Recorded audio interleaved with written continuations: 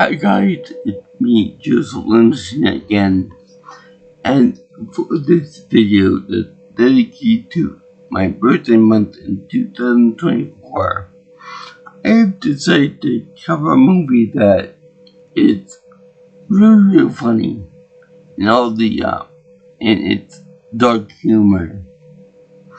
And I must admit, when I did a Wikipedia search on it to find out the cast and crew and stuff on it, I found out that there were quite a few movies with the same name. But yeah, I'm talking about the 2012 movie starring Sacha Baron Cohen, The Dictator. And boy, this movie is really funny. Now, what's even more funny is that I know I have an uncle Darius, who tends to think that he's all that, and he's got lots of money, expensive cars, and a gold digger wife. So yeah, no, I'm not trying to be like anything off-putting to women or anything. I'm saying that she literally married him because he got money. But anyway, this movie is special because it's an amalgamation of all the bad people in the world, and Sasha does such a wonderful job in making fun of them. That's actually very precious, because how do you diminish how you really fuck up Adolf Hitler's trying to become a good legacy? Well, you make fun of him, of course. You make fun of all the bad people in the world to try to make them into laughing stock and make them into a joke for number one, for comedy purposes. Number two, to try to diminish whatever good they had with them. Any good among the followers and whatnot. So he does this wonderfully. He talks about like eating men, Kim Jong-il, and Muammar Gaddafi, among many others. So yeah, this is a masterpiece of comedy. Borat, on the other hand, I can't find myself like in the movie whatsoever. It never clicked with me. This movie does, however. So we meet General Prime Minister Alifat al-Din, and played by Cohen. Now, he's rich, pompous, a stereotypical, rich guy in the Middle East because of all of his lives. He doesn't believe in free elections. He believes that when women get education for themselves, they're more like trained monkeys going on an unicycle. That it means nothing to them, but it's double for us. And both him and his second in command, I guess, it's views civil rights as a joke. It's hilarious. Now, I know these are horrible things for people to believe in, but you're making fun of these people that really do believe that, so it's okay. It's fine. And well, he remind me of what a president Kanye West would be like, because Kanye West is very much in the same vein as Aldi. He is very pompous, very crude, annoying, arrogant, etc., etc., etc. And the thing is that whenever you see an image of all the, while he's still president or whatever of his country, they show him with the shades, and then on the shades he's got like a big beard too. It's very stoic and very contemplative, much like say King West is when he's doing it with the same look on the sheets and stuff.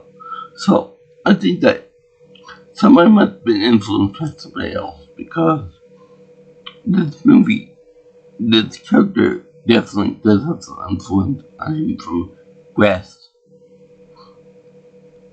And he's so bad that he always has to win at everything. Like somebody we know of, I made found on the channel a lot. He even got to he's even got to stage his own Olympic event, and then he got to shoot the other competitors who are better than him, just so he doesn't have to worry about losing. Now that's very funny. It's wrong, but it's so funny to me. So anyway, you have this guy who got all the money and all the fame and fortune in the world, and he's proud to be that misogynistic, racist prick. But yet, inside he's lonely. He's got nobody to come with. And what's really funny is that he's so much of a pompous asshole that in his own language, in his own country, he changed several words to Aladdin, which means himself. So things like the word positive and negative are not Aladdin. And when it comes to oral sex, he refers to the finisher as being Aladdin in the feast. So that's pretty funny. That's how Katy Perry earned her diamond Rolex. Apparently. Well, wait, that was a good cameo by what's his name? By Megan Fox. And he's got a picture of all the people in the audience that he's had a religion with in bed and stuff. But he never say. Maybe because the puppet jackass. Or as his second command says, he's a big cocksucker. And when you peel back the layers of him, it reveals one more layer of a cocksucker over another one. So there's 10 layers of cocksucker. So he's a very evil and very demented guy. Even though he's trying to do it. So you know that I'm a nice guy at heart, but the guy doesn't know, you're an asshole. Through and through. Deep down in your car, you're an asshole. Which is really funny. Now, to say that there's no way in any reference to any person in general. This guy's an amalgamation of all the despots and all the dictators of the past. So it just so happened that this guy is Middle Eastern. So that's no it's not indicative of all Middle Easterners per se. Speaking of which, he talked about Bin Laden, and he said that Bin Laden is an okay guy according to him, And the only reason why he would consider him a terrorist is because of all the shit they take. Apparently he doesn't really flush out the words, and that's like poison gas right there, but mustard gas and whatnot. So not all the atrocities that he did, or all the anti women and anti anything else there, and the fact that he was a mastermind in 9/11 attacks, that doesn't matter. Just as long as he makes big stinky din toilet bowl. That's all he's being judged on. But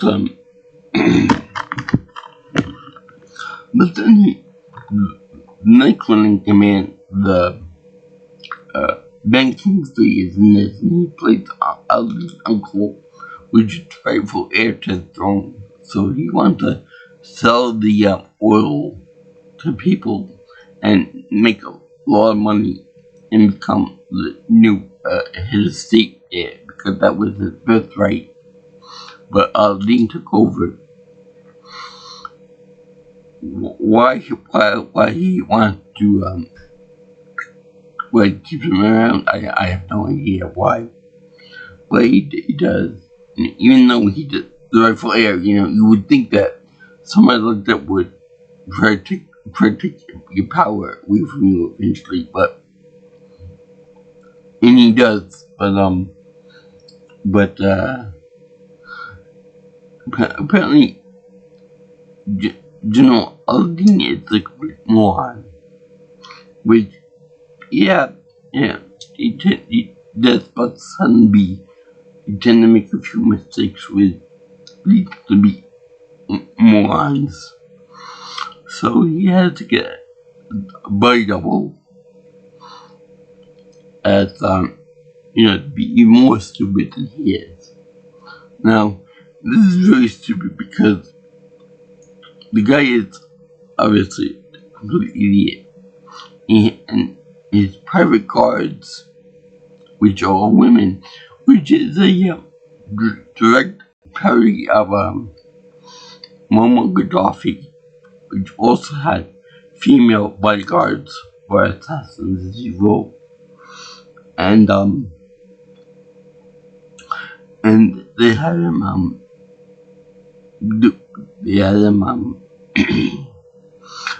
instead of actually having sex with the women like you would suppose he would, the dummy ends up the double end up milking her like you would a cat or a goat or milk cow. That's very funny right there, right? It's tough too. Seeing the woman getting milk there. Also, it's the same matter. The woman there that is very robust in that department, and she is she is attached to his protection. He uses her endowments as weapons. And it's funny because later on in the film, she ends up trying to take down Aldine. I don't know why she thought it was okay, but apparently she doesn't recognize who it is that she's attacking. Her former boss. I mean, I would imagine that if he were my boss, I would want protect him and stuff. So, but whatever. So he ends up getting captured, and then his beard is taken off. His secret beard is taken off by John T. Reilly's character, like a Secret Service guy. And it's funny because he's over there going to torture Aldine, and he's like, the things you have on here are nice. They're all outdated and they're missing different parts and stuff. He's like, oh man, you're gonna ruin this torture thing for me. I was really looking forward to torturing your ass and putting the shit up your ass and you're burning you and stuff like that. But yeah, he does that. He meets up with his friend, Nuclear Nadal, which was the top scientist over in, the country that he lives in. Now, it's really funny that, they have, the meaning in Lawadia. It's supposed to be like, an enclave of New York City. And it's like Chinatown, Little Korea in, San Francisco, Little Japan, Little, Italy, for example. Like, whenever they want to make an enclave of something, we put little, and then the ethnicity. Which I never really got. It's somewhat lazy in that regard. But, yeah. He ended up talking about this kind of doll, which I swear to God looks like the guy from, Short Circuit. And the guy, Ben from Short Circuit. Somewhat race in the eye. He looks a lot like that guy. So, but it's played by a different person altogether. Now, we all know that he's very, staunchly, anti-women, anti-progress, and all that stuff. But during the course of the movie, he actually softens a little bit. Because, this guy Nadal teaches him about certain things that he's, number one, a cocksucker. Number two, he talked about, ways of the world with him. Like, for example, he teaches him how to, choke the chicken, if you will. Now, this is really amazing that he doesn't even already know this, because he considers a woman giving him, relieving him to be a joy for her, which I think they were watching now 365 days when they made this. Anyway, it's kind of disturbing to hear a grown man talking to another grown man about that type of thing. And yeah, they mention that in the movie too. But, yeah, they do that. And they also talk about how he's becoming like Nadal's friend, which I don't really like because during the stay in Wadia, Nadal was like the head of the nuclear program there, and he could get him into doing a missile test that was the missile was rounded on top rather than pointy on top, which I think that it's what more pointy, it'd be more aerodynamically sound. But I guess not. So anyway, the thing is that he Aladdin wanted him dead. So then instead they shipped him over to America. So I'll buy that if someone wanted you dead, you want to be friends with that person and tell them about the ways of the world and stuff. Plus, I don't know, it seemed like a kind of a overreaching stereotype that Middle Easterners all think that women should not vote, women should not drive, women should not get education, women should, that's a joke, and that all women be good. It's good in one idea and stuff to be like that. But he eventually meets Zoe and played by Anna Faris. Now, I don't mind the certificate for hair. Many women look good with short hair and all that, and the good women are short and stuff like that. But the thing is, the thing I don't like about her is that it's okay that, that she's a feminist, all of that, and she's eco-friendly and all of this other stuff too. But what I don't like is that she knows that every opportunity she has it kind of ruins the joke, like, I'm feminist, so be feminist. You only have to say it once or twice. You don't have to say it like every single time, like you're trying to wage a war against the patriarchy or something. It's kind of like they're trying to draw it into the head. This person that is obnoxious and annoying, and yet she does come across as that. But yeah, they eventually form a relationship together, and even Aladdin goes softer on certain things, like he starts calling the people sub-Saharan, the black guy that works there at his store. He starts referring to someone as Captain Hook with two hands that are hooks. He has to be burned and something like that. And he's generally that nicer guy. Saint be turning into a nicer guy. So, in any case, the children having a relationship and they get a little bit physical. For example, they have him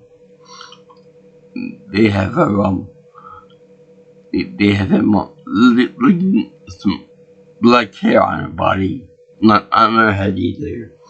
So it's like, this way to give it X rating and an R rating and stuff, but no, you just licking her armpit hair, which is disgusting to some people. But you think that's her other hair. No comment as to where that is, but it's not anything like that. There are no actual nude women in this movie, believe it or not. We do get a picture of his wing, but that's a some talk, I think. So they also have little jokes about 9/11, which I found really funny. People in New York City probably wouldn't find it so funny. Now, I would worry about my uncle at 9/11. So yeah, they make a big joke of, that terrorists were to, try to blend into society by wearing American flags, by changing the name to American this and that. And then they mess it all up. They're talking about Porsche 911s, like a race car, and then go boom on a helicopter ride to people that freaked out. I mean, granted, I was those other pens in the car, in the helicopter, I probably would freak out too. Having this guy talking about 9/11 and vrooming, and then boom. I think I would be kind of freaked out by that too. So anyway, also show this guy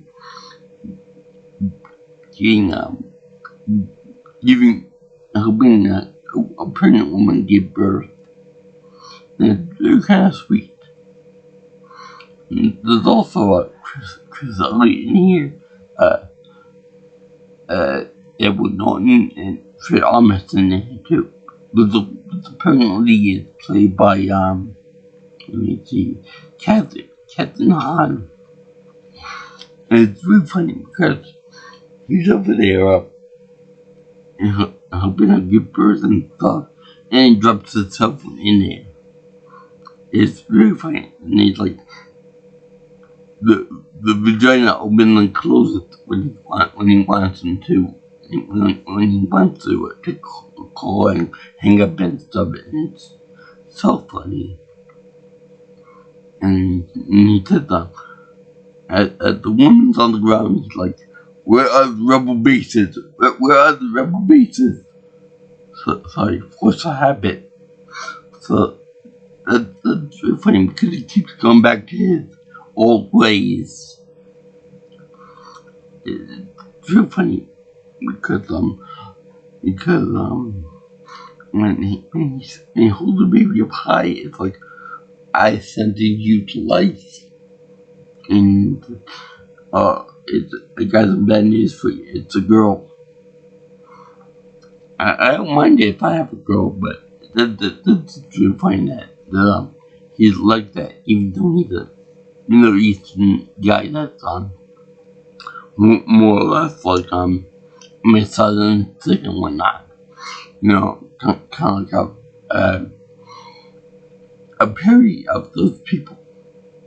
So that's kind of funny. I mean, this movie is not meant for everyone. I will admit that, but it's funny to me at least.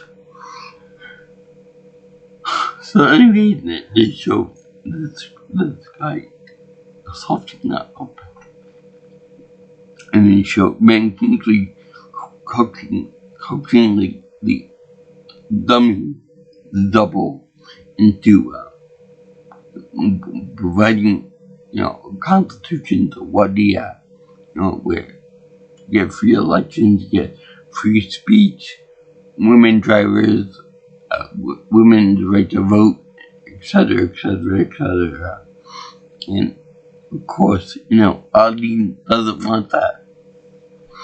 So then you see being taken to almost getting assassinated by that big chested woman from before, which doesn't make sense. Why would a person kill her own boss like that if she knows well enough that guy is her boss and the ruler of a country, especially when she's treated well, I'm sure. So they show that he eventually beats her up, and it's funny because he do a parody of the Jack from The Shining, with the bringing down the door, and she does that with her endowments. So that's really funny. So then they show him they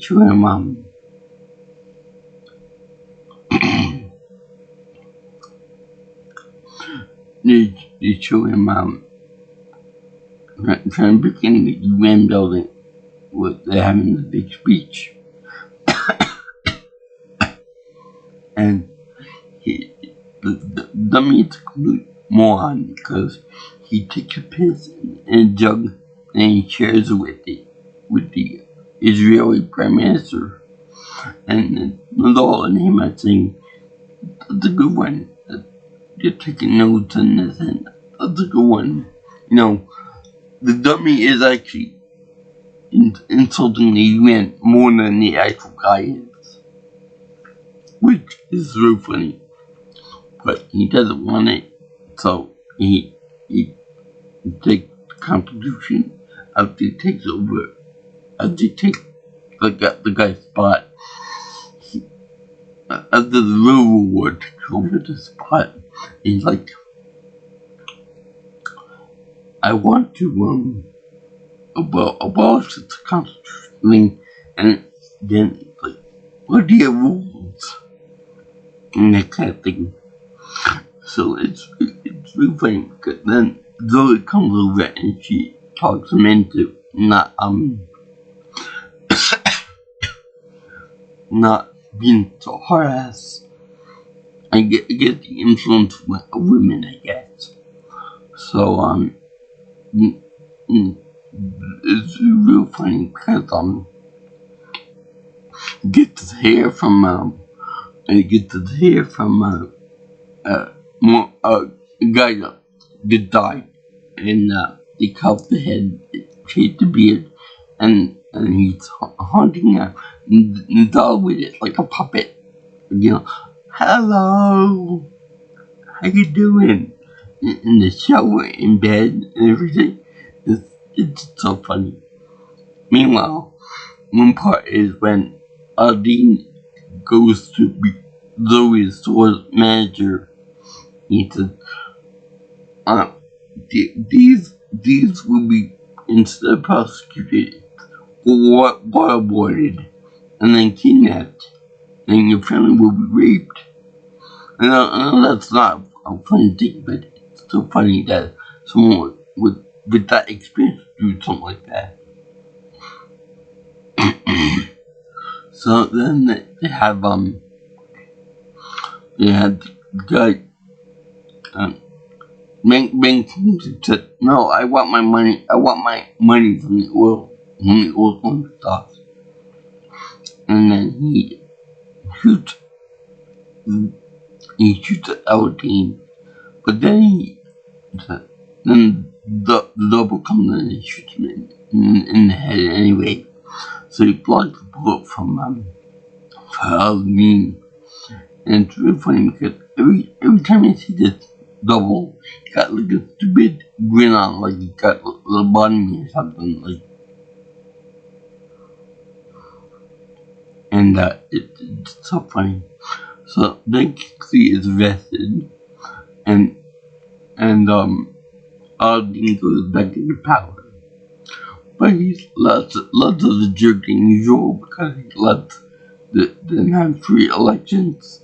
I should say free elections because the opposition party has the opposition party line had like a tank going up against it, so that everybody who was voting for the other guy gets swooped up to the Aldine side, lest they get murdered by a tank. So, a lot Tiananmen Square.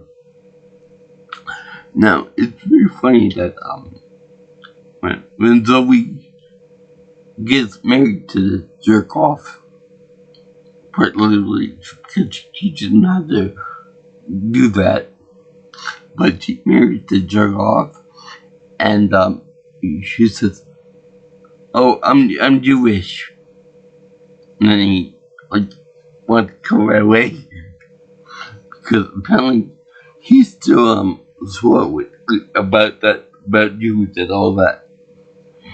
So it's kind of funny, but in reality, I don't care if someone's Jewish. I don't care if someone's Buddhist, atheist, Christian, whatever, what have you. But I would imagine that kind of thing would be kind of important for me to know about a person I was dating or I was interested in. Like, what's your religion? Oh, I'm a Buddhist, or I'm atheist, or something. Okay, that's fine. As long as you don't hate my religion, that's okay with me. But that could be kind of something that'd be kind of important for someone to know about. I mean, it doesn't matter to me, but I'm just saying it'd be kind of important for me to not know, for example. So, yeah. And the one year that she said, I'm pregnant with a girl. And he said, and so Aldine said, will you be having a boy or an abortion? Again, the dark humor is alright with me. I know that's a very horrible thing for infanticide for girls and all that, but it's a parody. It's not really gonna happen. At least in the context of this movie. So yeah, I definitely like this movie, but I have to question lots of statistics of having a little country with no territory outside the wall of the nation, and being The only export being oil. There's no farming area. There's no place for houses outside the main palace, and a few buildings here and there. There's no actual territory. Hell, I'm sure Dubai probably has more territory than the United Arab Emirates. They got more territory. Hell, the Vatican has more territory than they do. And there's just a bunch of old buildings for like religious purposes, with like houses of the Pope and all that business and whatnot. So, but I do like the fact that even when he makes fun of the society of extremist people, he always talks about the fact that there are the American democracy is imperfect itself because there are tactful lines and all the crimes of previous presidents, Obama, Trump, Biden, Clinton, Reagan, and so on and so forth, and long list, all incorporate into this guy. All this guy said, free and fair elections, stifled speech, etc., etc. That could never happen in America. And that's really funny because if you think about it, some of the things that did happen in America, so on and so forth, but it's really funny, this whole thing. So yeah, I thank you for watching this video on the Dictator movie. I would have got my Russian hat, my Russian general hat for this, but I figured that I should take that for something a little more authentic and a little more special. Because this movie, I don't think that it deserves that hat, because it's an authentic thing. My teacher told me so, and she knows everything. She knows a lot. That before she passed away, a month or two after my mother's own death, which is kind of interesting. But yeah, I thank you for watching this video on the 2012 Dictator movie. For my birthday month for 2024. As you can imagine, I give this my happy face 0 points because it's funny as well. I enjoy this a lot because it makes reference to people that I know personally, and for the crown being the king and all that, it's great. His over the top nature and his very vehemently everything progressive. Also, a final note: the Chester Cohen is Jewish, so to be able to nail it so much on that into Jewish notes, it's been kind of hard for him to do, and I congratulate him for that.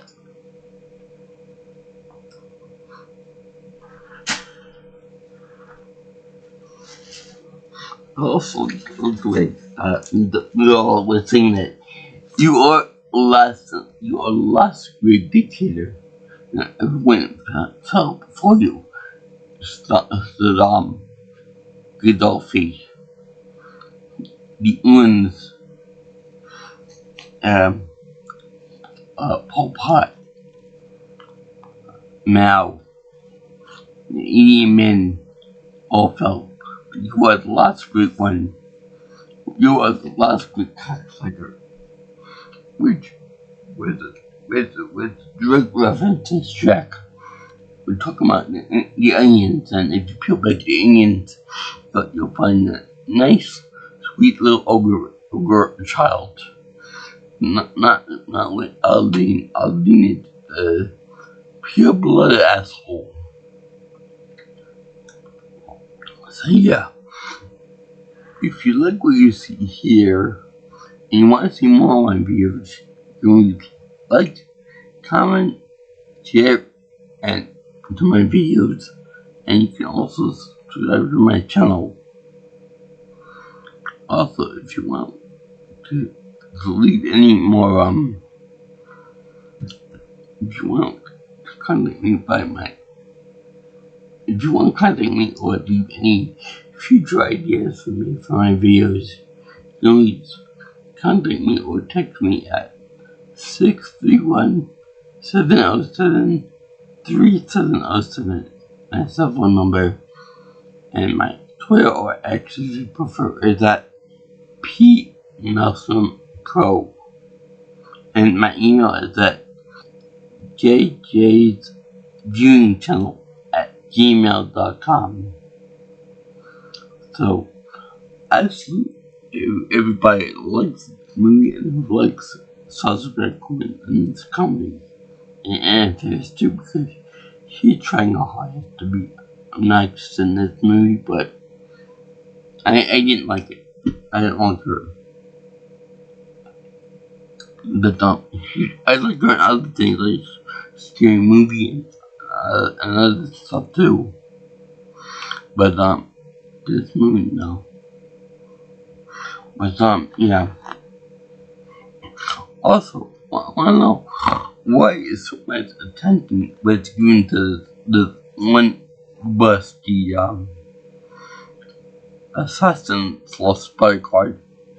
There was a whole pack of them. There were like 6 or 8 of them that they could pick from. Why this one in particular? But because the boobies could break bricks. Like, I know this one Japanese girl that I'm talking to on Instagram that she breaks a brick through her head. I'm not even joking about that. She breaks a brick through her head. I have no idea why, but she does that. Anyway, I mean, it's obvious that they're prosthetic breasts, but so it's funny, huh? And he disgusts her by drowning her out in water. But yeah. Peace out, my brothers and sisters. I salute you, and have fun, and aloha. I'll see you in the next video. Girls, guys, and